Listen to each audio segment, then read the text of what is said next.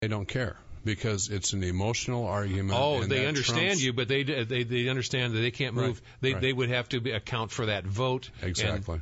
And so they would rather be gutless than do the right thing. They buy the emotional argument rather than the rational argument. Does that explain a lot of what happens in a lot of issues? It does. You're exactly right. Is that why we're broke? Part of the issue of our budget is certainly that the federal government can do everything and do it, many times over with scores of programs trying to do the same thing. Yes. Somebody has a really good question, and you said you don't think that it is the federal role to try to deal with issues of like traffic regulations here, but. It rattled we're trying to recover your lights there. Okay.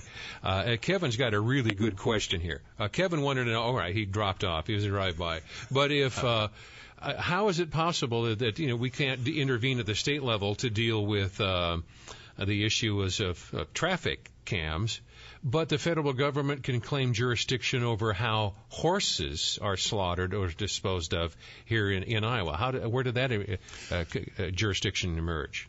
Well, what that gets to is what they're doing is prohibiting funding for inspection for human consumption.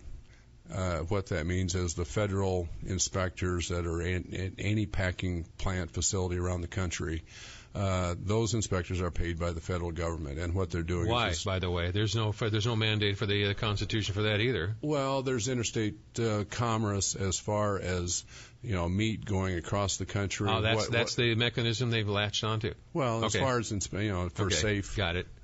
Food products being transported across state lines. All right. But there's no, what they're doing is just prohibiting funds. No funds will be expended to inspect horses for human consumption. What if the industry decides to self-fund? That is not allowed either, the way that they're going. And that's where the real dig is, as far as I'm concerned. If someone wants to pay for the inspection themselves, you can't do it for human consumption. It's beyond, right. Do you need to borrow a baseball bat? I've got a whole collection in the basement. I need to take a short time out. Congressman Tom Latham is here at 284-1040 or 800-469-4295 in a sec.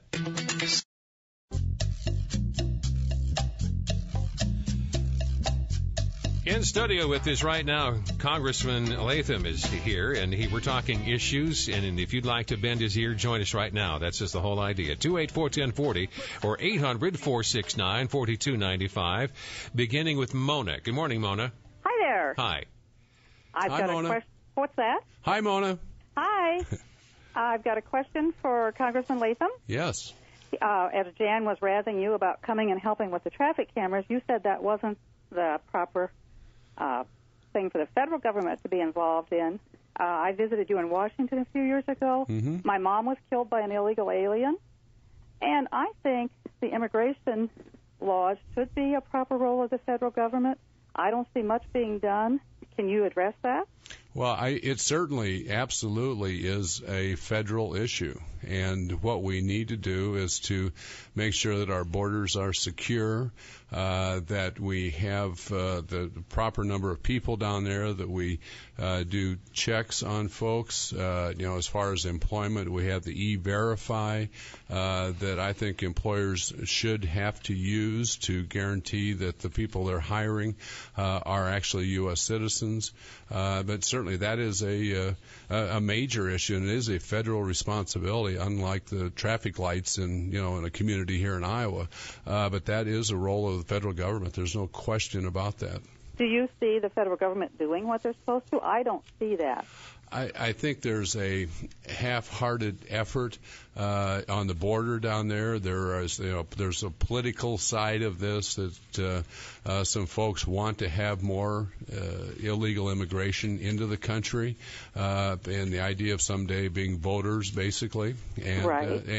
That's unfortunately that's not about enforcing the law. It's about a political judgment rather than the law being enforced and having the proper border patrol people and keeping our borders secure. And it's not just a matter of illegals. I mean, we've got some folks coming in who want to do this country great harm that are masking themselves in this population also. So it's a security issue, a national security issue, along with an immigration issue. Well, you also have the specter of this particular administration, and now I've been reading a couple of reports and from people I think I trust.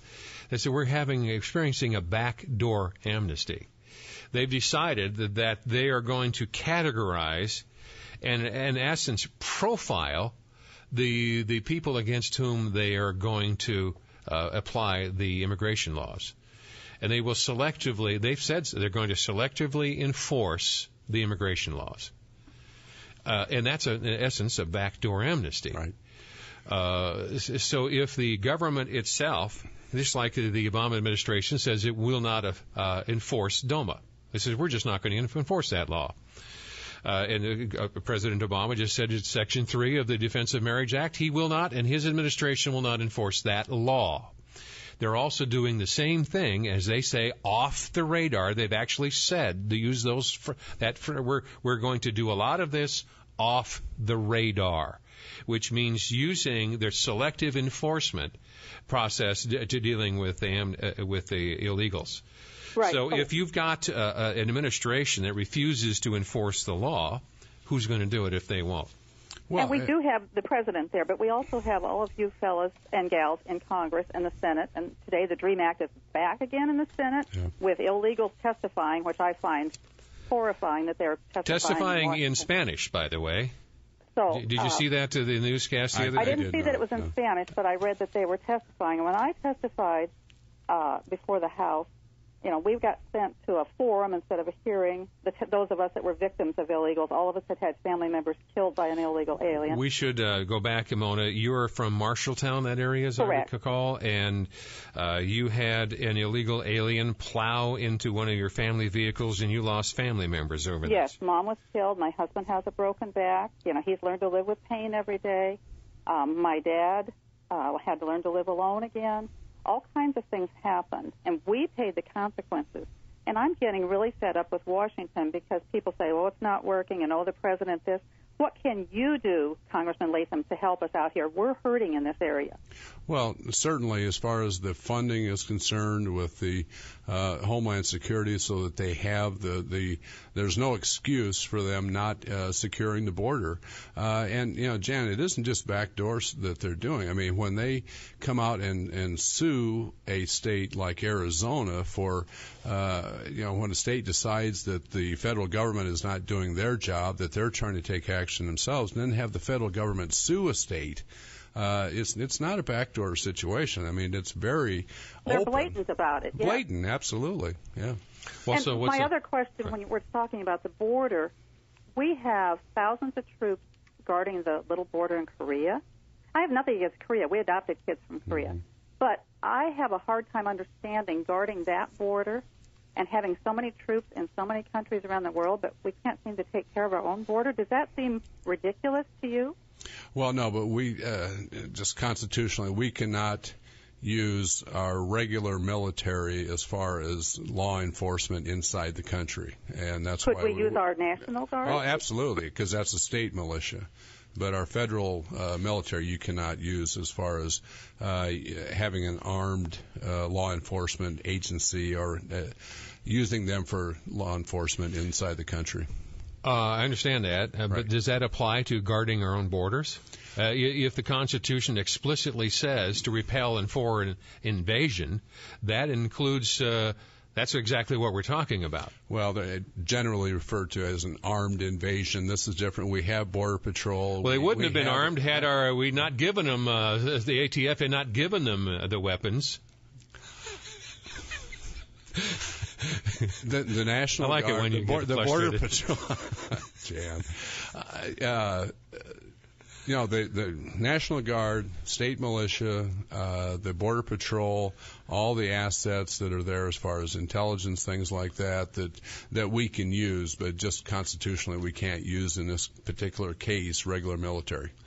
Brief time out, folks. The conversation will be yours. In studio with this Congressman Tom Latham at 284-1040 or 800-469-4295 in a minute. Code Green. Tonight's estimated Mega Millions jackpot is $88 million.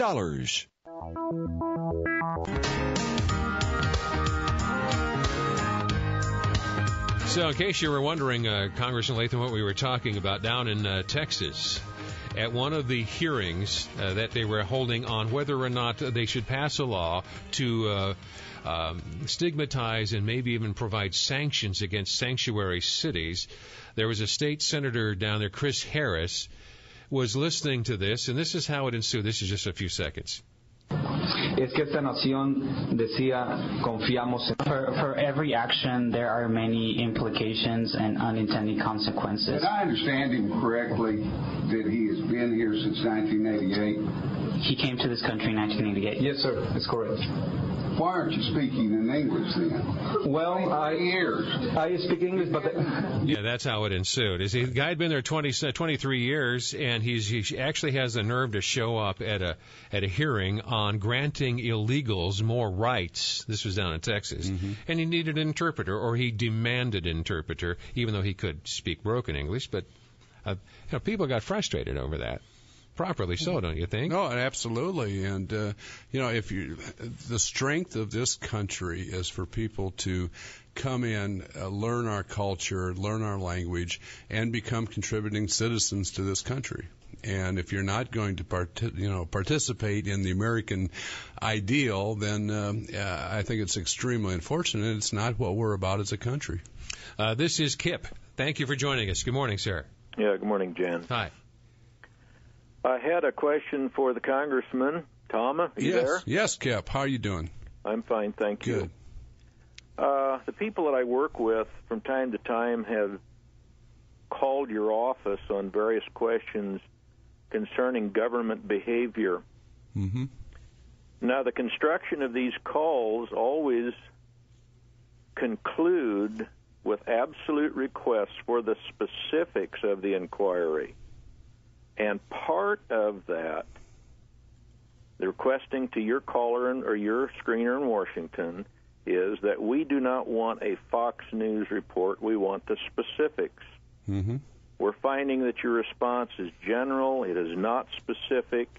And usually the letters that I receive here has a phrase, I will continue to monitor the situation. Nothing gets resolved. So, in view of that, I got a letter from you June 6th. Concerning federal deficit, and you stated here, paragraph 3, you said, I will not allow Washington to continue to spend money we don't have.